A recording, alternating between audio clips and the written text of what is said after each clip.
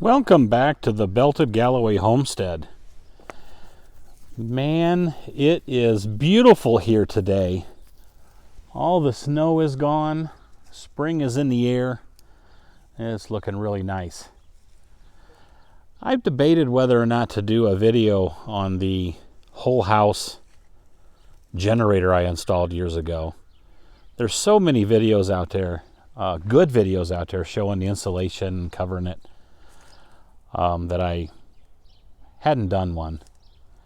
But now with the new things that are happening, the central planning transition from going from fossil fuels over to electric, I thought I might do one just to show what I did and try to prompt some people into installing some of these that otherwise might have been hesitant, because I think there's going to be some power outages or brownouts or things coming our way in the future here as the fossil fuels become scarce. They're already reporting that the fossil fuel companies, they can't get insurance, they can't get loans, they can't get capital. So that product is going to slow down, and then our answer is just to buy electric vehicles. And without any infrastructure, I don't know how they're going to plug all those things in with the infrastructure we got. So, but that's not what this video is about. The video is about putting one of these in as a backup for you in the wintertime. I've got a well here, so I needed to make sure the Belties had water. So this well is over 200 feet deep. It's 230, 250, something like that. And kind of hard to draw water out by hand at that depth.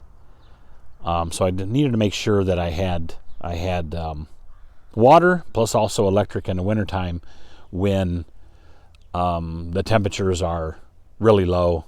Water can freeze up really quick for the Belties and that. So I wanted to do a video here showing my install, talk about my install, and then show how easy it is, and maybe convince some people to put a generator in as a backup, just in case the electric goes down. And of course the panel over here, farmer's panel. Let's take a look. Here's a location of the site. Of course, have all the underground lines marked before you do any digging.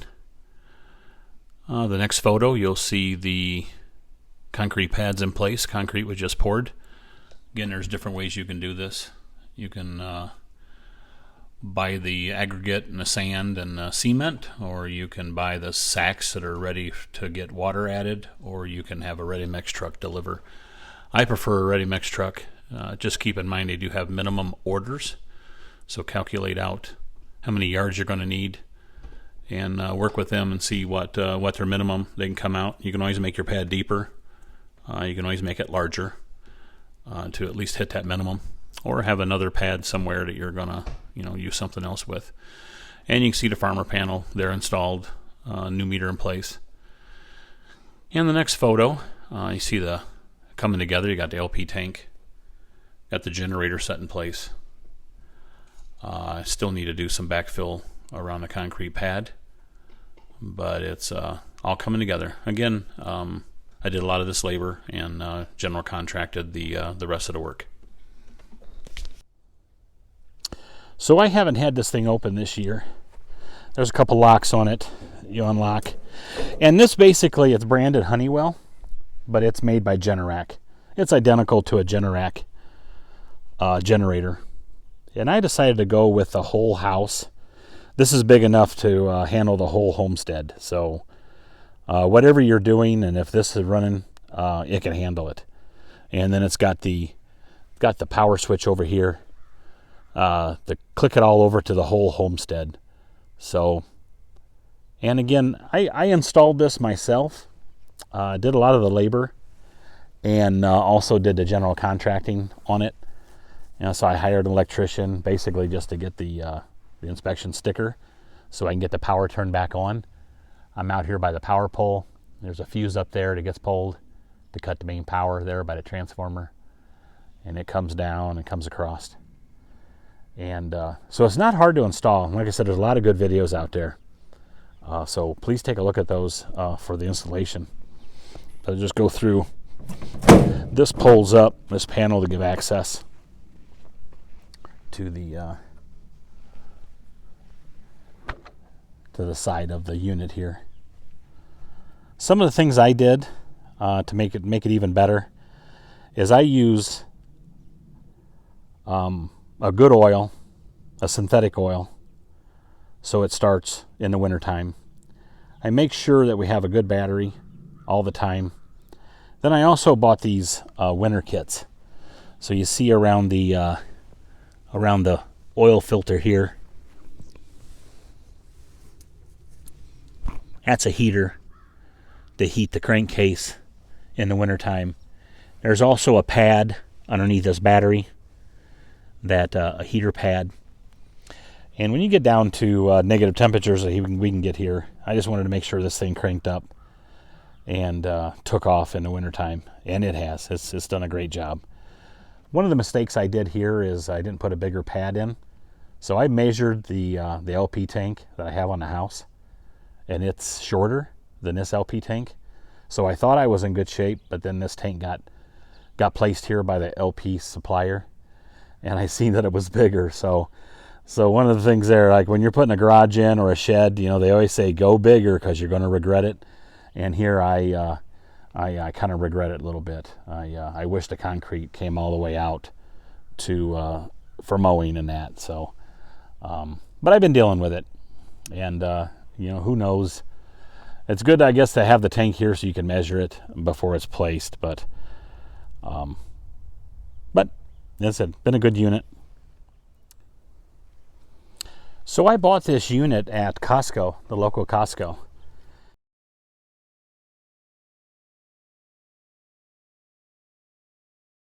It's a pretty good investment. But man, if you've got power outages, we had a power outage a long time ago here in Minnesota. It was 15 days in the wintertime, and it was difficult on people, and it caused a lot of problems. So you'd have to scramble to make up, find some place to do the belties and keep the water thawed and all that, and try to keep all your other water from busting in the wintertime and all that stuff. But anyways, I think it's a good idea to have a backup generator. But we had one guy in the area here that installed Generac generators, and man, he was soaking people. He come out and quoted installing a generator for me up by the house, so this the sound of the generator would be out there, you know, when it ran. I could hear it, you know, in the house. I'm kind of out here now between the house and the sheds out here by the power panel, and so he didn't want to move the meter. He wanted to tie into the house LP, which sometimes that can get low. So I wanted this on its own tank, so I know it always had enough fuel to run for a period of time, as opposed to, you know, in the wintertime and you're trying to heat the house and also run the generator, and you know, you can find yourself in trouble on there. So basically, I installed it and hired an electrician. I put the concrete in.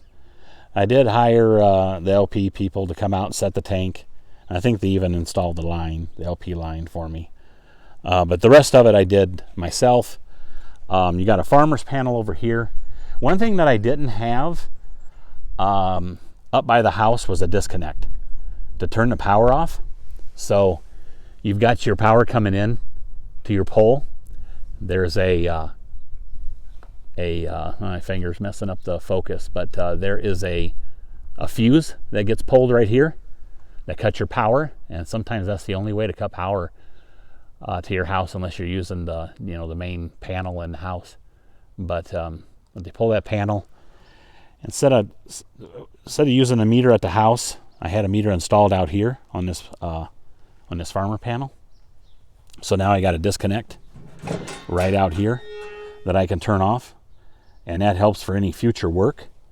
So now you cut the power, boom, and the power's off to the whole homestead. You can do whatever you want. So that was good. instead of having to pull the fuse or turn the power off in the house. And then this is the transfer switch, an automatic transfer switch for the whole, like I said, the whole system.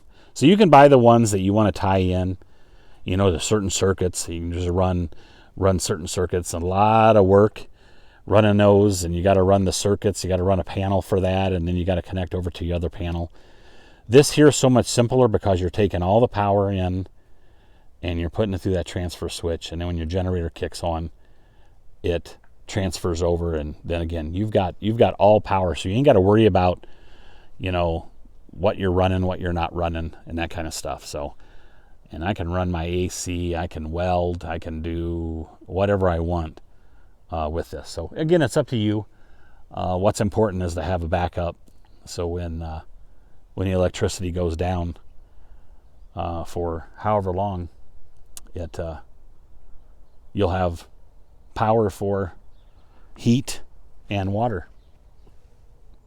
I went with I purchased the LP tank.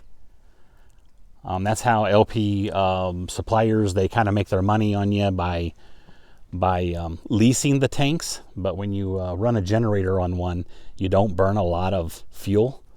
So you may find that your LP supplier won't like that. They'll want you to buy your tank because they're not going to make any money on you, because this thing here, it exercises once a week for 15 minutes, and I've hardly used any LP in this at all. So that's one thing to consider. Also, part of the installation is these things come natural gas or LP. It's as simple as flipping that switch right there. There's no orifices, there's nothing to change, and you just flip that from LP to natural gas. If you think that natural gas is going to be there all the time uninterrupted, that might be a way to go. So you've got a constant fuel supply. Who knows? If the electric's going to be going out, will the natural gas be there? With an LP tank, at least you've got that reservoir there to carry you through. Maintenance has been very easy. You check the oil, change the oil right here. Nice, you can put a pan there, take out that plug and drain it out. So oil changes are very easy. Battery's easy to get in and out. And that's pretty much all the oil, all the service that you have to do. Check your air filter here and change it periodically. And easy to use. Instructions are awesome. In here, the installation instructions, the operating instructions, I thought they've been very good for this.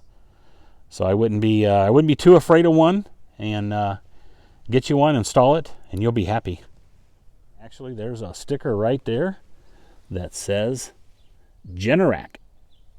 So interesting. Like I said, it was branded Honeywell, but it's Generac. So any comments, any questions, feel free.